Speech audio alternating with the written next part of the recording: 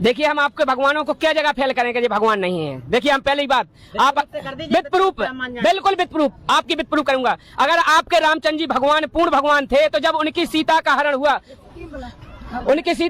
हुआ, जब तो उनने क्यों पूछा है कि पेड़ पौधों से पूछा उनने कि खग मृग नैनी और तुम देखी मेरी सीता मृग नैनी, मतलब पेड़ पौधों से पूछ रहे हैं कि तुम बताओ हमारी सीता जी दिखानी। तो इतने भी आपकी बात सिद्ध होती है कि अगर वो भगवान थे तो पेड़ पौधों से पूछने की जरूरत नहीं थी कि हमारी सीता जी कहाँ गई। दूसरी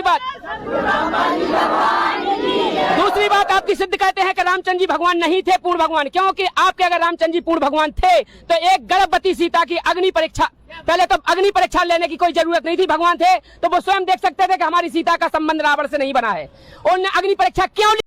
जय श्री राम भाइयों, ये जो नीला कबूतर संविधान के संरक्षण में पल रहा गंदी नाली का कीड़ा जो प्रभु श्री राम पे सवाल उठा रहा है, जो भगवान श्री राम को, प्रभु श्री राम को विद प्रूफ सहित फेल कर रहा है, इनको मैं यही बोलना चाहूँगा कि इन सब सवालों का जवाब जानने के लिए तुम्हें रामायण को पढ़ना पड़ेगा, उसको देखना पड़ेगा, उसको समझना पड़ेगा। पर तुम तो पता नहीं किस उसमें पड़े हुए हो। अब इनकी जानकारी के लिए मैं बता दूं, रामायण का दूसरा रूप जो रामलीला, रामायण को ही हम लोग रामलीला भी कहते हैं, जिसमें राम की पूरी लीला रची गई है। और ये लीला रावण को मारने के लिए की गई थी, रावण का वध करने के लिए, जिस पर ये सभी देवी देवता जो भी थे इन्होंने उनका सहयोग किया था।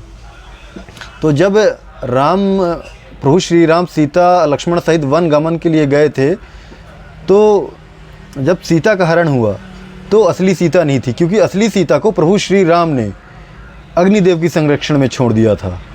और वो जो हरण हुई थी, जिसको रावण उठाकर ले गए थे, वो सीता माता की छवि को लेकर गए थे, प्रतिरूप को।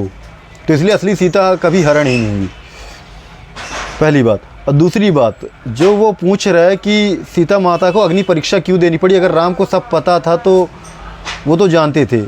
तो इन नीलचट्टों को बता दूं कि राम भगवान तो सब जानते थे, पर उनको ये जनता के सामने दिखाना था, क्योंकि उस राज्य के राजा होने वाले थे जहाँ पे एक एक छोटी सी बातों पर सवाल उठ सकता था।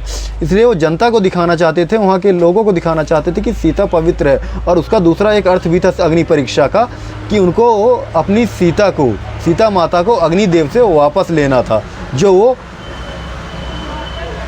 उस टाइम पे सीता माता को अग्निदेव की संरक्षण में छोड़ गए थे, उन्हीं सीता माता को अग्निदेव से वापस पाना था। इसलिए उन्होंने अग्नि परीक्षा ली थी, ये लीला रची गई थी। इसके लिए रामायण पढ़ना पड़ेगा, देखना पड़ेगा।